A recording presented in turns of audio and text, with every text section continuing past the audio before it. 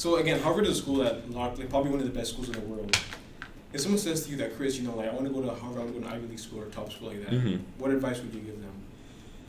Oh yeah, no, it's a transformative experience. It's a word that we kind of, I say almost tongue in cheek, because we have a dean at the school who, when he gives speeches, he talks about the idea of a transactional experience versus a transformative experience, and it's kind of his catchphrase. So when I say it's a transformative experience, it's a shout out to him. But I would say, in order to have that type of transformative experience, like if you're like a high school freshman, and your goal is to maybe one day go to Harvard, I would just say that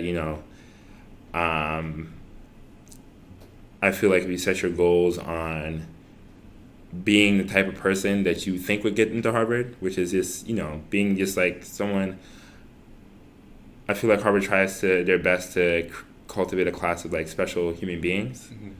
And I think if your focus is, less on getting into Harvard and just focusing on becoming a better person, whether that's learning more, focusing on your academics, becoming more well-rounded by, academics, sports, extracurriculars, giving back to your community. I think if you do all that stuff with the right intention, and that intention not necessarily being going to Harvard, but being a better you, because I was I would love to get into Harvard, but a lot of the stuff that I did that got me into Harvard, I did independent of getting into Harvard, and independent of a focus on getting into Harvard. It was I want to be the best basketball player I can be. I want to be the top student in my class. Those were personal things that I wasn't doing to impress Harvard. I was doing it because I wanted it. Yeah.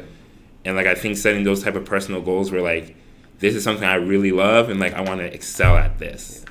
I think that's the type of stuff that'll get you into Harvard, whether that's music, whether that's academics, whether that's, you're passionate about cancer research in high school, that's something that you're already doing. Yeah. Having also the mentality that age is just a number.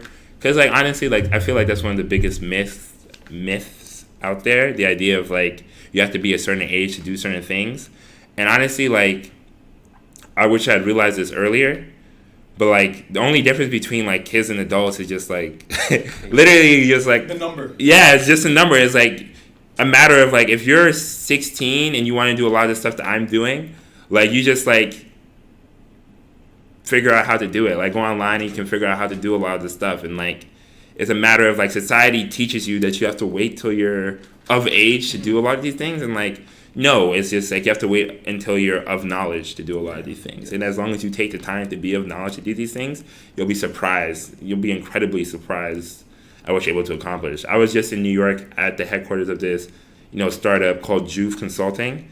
Essentially, it's a bunch of college kids who are consulting some of the largest, corporations in America on the ideas of how to communicate to Generation Z. How do you spell that?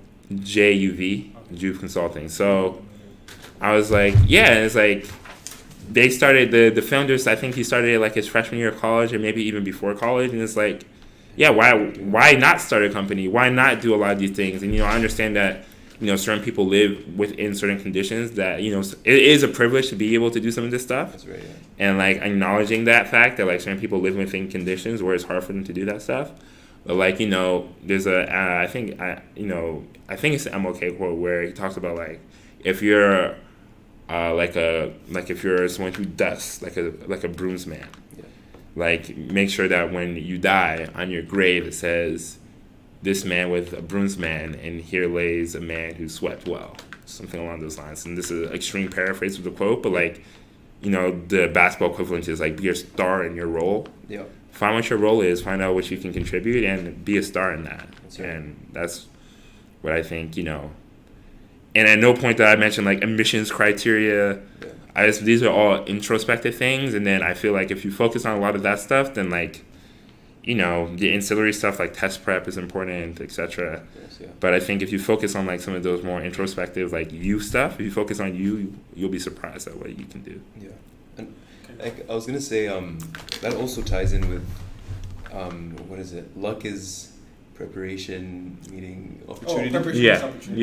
yeah. No, and Yeah, I think like I mean, some people it's not the right time for them. yeah. But if they've been always preparing for it, I would like to say I stay ready, so I don't have to get ready. That's a Tommy Amaker quote right there. Really? Yeah, so that's one of his. You thought you That's did one of it? his favorite Oh, I quotes. don't know, but I say it all That's the one of his favorite quotes. Yeah.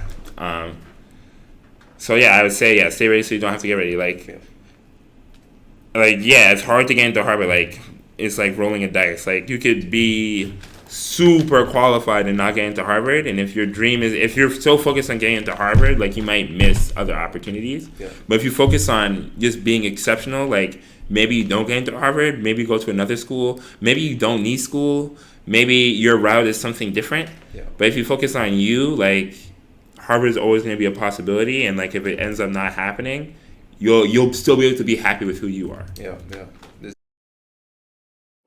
Let's go. Check. She ain't gotta tell me what to do with it. I already know. Been knew I had a juice with it. Y'all ain't ready though. Outside, got the vision going out.